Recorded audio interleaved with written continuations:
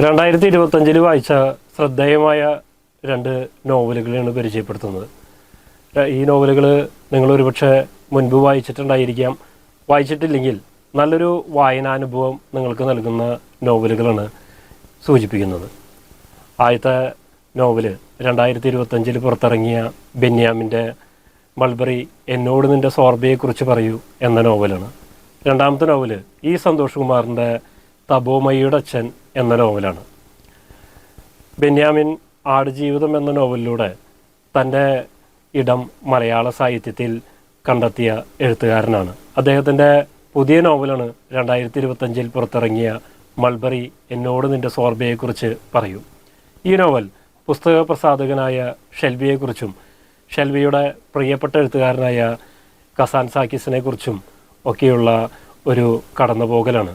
ഷെൽവിയുടെയും Kazan സാക്കിസിൻ്റെയും ജീവിതത്തിലൂടെയുള്ള ഒരു ഭാവാത്മക സഞ്ചാരമാണ് ബെന്യാമിൻ്റെ ഈ നോവൽ. ഈ നോവലിൽ യഥാർത്ഥത്തിൽ ജീവിച്ചിരുന്ന കഥാപാത്രങ്ങളും ബെന്യാമിൻ ഭാവനയിൽ സങ്കല്പിച്ച കഥാപാത്രങ്ങളും ഒക്കെ കടന്നു വരുന്നുണ്ട്. അങ്ങനെ നല്ലൊരു വായനാനുഭവം ഈ നോവൽ നൽകുന്നു. ഷെൽവി ബെന്യാമിൻ്റെ ആദ്യത്തെ പുസ്തകത്തിൻ്റെ പ്രസാധകനായിരുന്നു. ഒരു തവണയെ ഷെൽവിയെ താൻ കണ്ടിട്ടുള്ളതെന്ന് ബെന്യാമിൻ പറയുന്നുണ്ട്.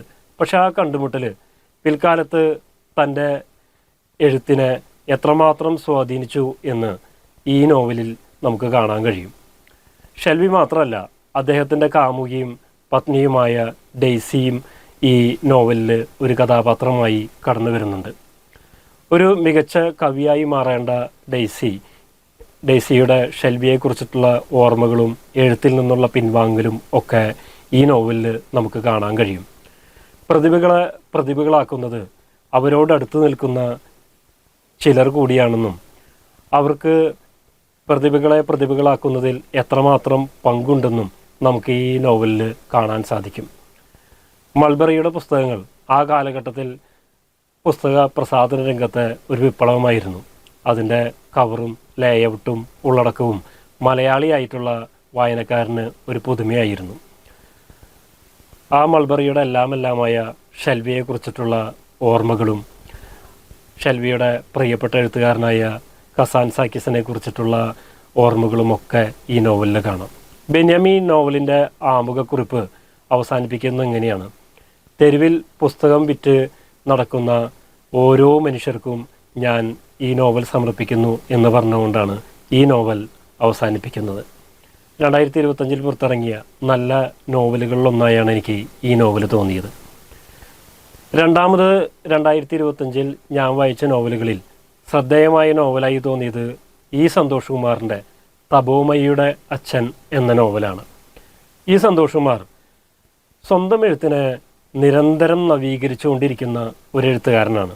അദ്ദേഹത്തിൻ്റെ ആദ്യ നോവലായ അന്ധകാരനാഴി, പിന്നീടിറങ്ങിയ ജ്ഞാനഭാരം, ഈ നോവലുകളിൽ നിന്ന് വ്യത്യസ്തമാണ് തപോമയുടെ അച്ഛൻ. അന്ധകാരനാഴിയിൽ നിന്നും ജ്ഞാനഭാരത്തിൽ നിന്നും പുതിയ നോവലിലേക്ക് എത്തുമ്പോൾ തൻ്റെ എഴുത്തിന് ശൈലിയെ വല്ലാതെ ഈ സന്തോഷ് കുമാർ നവീകരിക്കുന്നുണ്ടെന്ന് കാണാൻ പറ്റും. കൽക്കത്തയും ഡൽഹിയും ഒക്കെ പ്രമേയമായിട്ടുള്ള കേന്ദ്രമായിട്ടുള്ള ഈ നോവൽ വ്യത്യസ്ത വായനാനുഭവം നമുക്ക് നൽകുന്നു. അഭയാർത്ഥിയായിട്ടുള്ള ഗോപാൽ ബറുവയും അദ്ദേഹത്തിൻ്റെ മകനായിട്ടുള്ള തപോമയും പ്രധാന കഥാപാത്രങ്ങളായി വരുന്ന ഈ നോവൽ എല്ലാ കാലത്തും പ്രസക്തമായ ഒരു ആശയത്തെ നമുക്ക് മുന്നിൽ തുറന്നു വയ്ക്കുന്നു. നിഗൂഢ ലിപികൾ എഴുതുന്നതിൽ ശ്രദ്ധ കേന്ദ്രീകരിക്കുന്ന അതിൽ തൽപരനായിട്ടുള്ള ഗോപാൽ ബറുവയും അദ്ദേഹത്തിൻ്റെ ഗുരുവായിട്ടുള്ള ഷൺമുഖം സന്താനവും ഒക്കെ ചേർന്ന് നമ്മളെ മറ്റൊരു ലോകത്തേക്ക്, ഒരു ഫാൻറ്റസിയുടെ ലോകത്തേക്ക് ഈ നോവലിൽ കൊണ്ടുപോകുന്നു. കൽക്കത്തയിലെ ഉദ്യോഗസ്ഥനായിട്ടുള്ള കുറച്ചു കാലത്തെ ജീവിതമാണ് ഈ നോവലിന് പ്രേരകമായതെന്ന് ഈ സന്തോഷ് കുമാർ പറയുന്നുണ്ട്. സ്നേഹത്തിൻ്റെ മഹാപ്രയാണങ്ങൾ എന്ന് പറഞ്ഞ് നോവലിന് എഴുതിയിട്ടുള്ള പിൻകുറിപ്പിൽ താൻ എന്താണ് നോവലിൽ മുന്നോട്ട് വയ്ക്കുന്നതെന്ന് ഈ സന്തോഷ് കുമാർ പറയുന്നുണ്ട്. എല്ലാ കാലഘട്ടത്തിലും എല്ലായിടത്തും പ്രസക്തമായിട്ടുള്ള ഒരു ആശയം ഈ സന്തോഷ് കുമാർ ഈ നോവലിലൂടെ നമുക്ക് മുന്നിലേക്ക് എത്തിക്കുന്നു. ഈ 2 നോവലുകളും ഒരുപക്ഷെ നിങ്ങൾ വായിച്ചിരിക്കാം. വായിച്ചിട്ടില്ലെങ്കിൽ വായിക്കുക. അത് നിങ്ങൾക്ക് പുതിയൊരു വായനാനുഭവം സൃഷ്ടിക്കും.